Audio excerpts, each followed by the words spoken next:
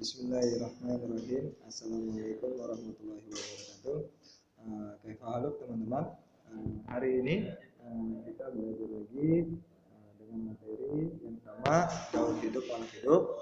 Adapun tujuannya upaya pelestarian makhluk hidup bersama Pak RO atau Rahmat Syafi'i. Teman-teman mungkin masih ingat dengan materi sebelumnya, yaitu daur hidup tumbuhan. Daur hidup tumbuhan itu hidupnya biasanya dimulai dari biji. Setelah jadi biji, lalu tumbuh akar. Setelah jadi akar tunas, lalu daun, lalu jadi tumbuhan. Setelah itu menjadi pohon, lalu berbuah, lalu kembali lagi menjadi biji. Oke.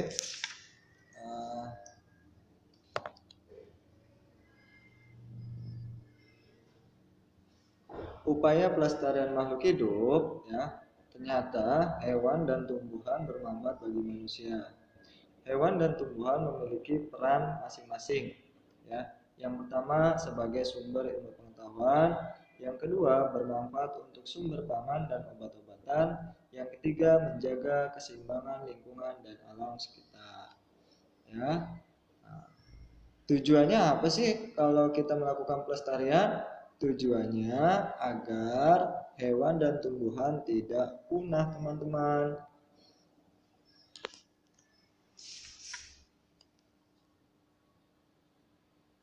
Berikut upaya pelestarian yang dapat dilakukan agar tumbuhan dan hewan tidak punah. Yang pertama, penegakan hukum terhadap perburuan hewan langka dan penebangan hutan. Yang kedua, penangkaran serta pembudidayaan hewan dan tumbuhan langka. Yang ketiga, perlindungan hewan dan tumbuhan langka secara ex situ dan in situ. Teman-teman tahu apa itu ex situ dan in situ? Oke, akan kita pelajari selanjutnya.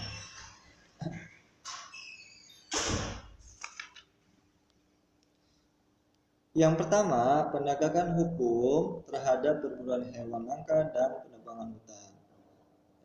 Tujuannya apa sih, teman-teman? Oke, kita perhatikan. Peraturan berisi larangan dan sanksi bagi orang yang melanggar. Tujuannya agar orang tersebut jera dan memiliki kepedulian untuk melestarikan hewan dan tumbuhan.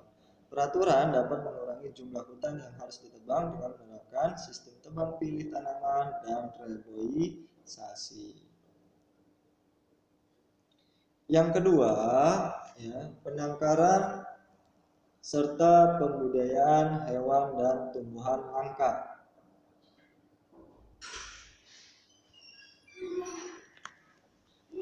Penangkaran dibuat untuk menyelamatkan hewan langka yang sudah terancam punah.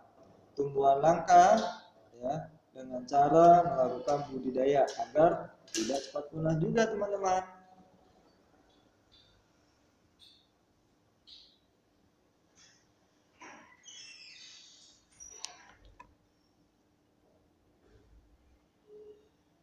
Oke, kita masuk yang ketiga, perlindungan hewan dan tumbuhan langka secara ex situ dan in situ.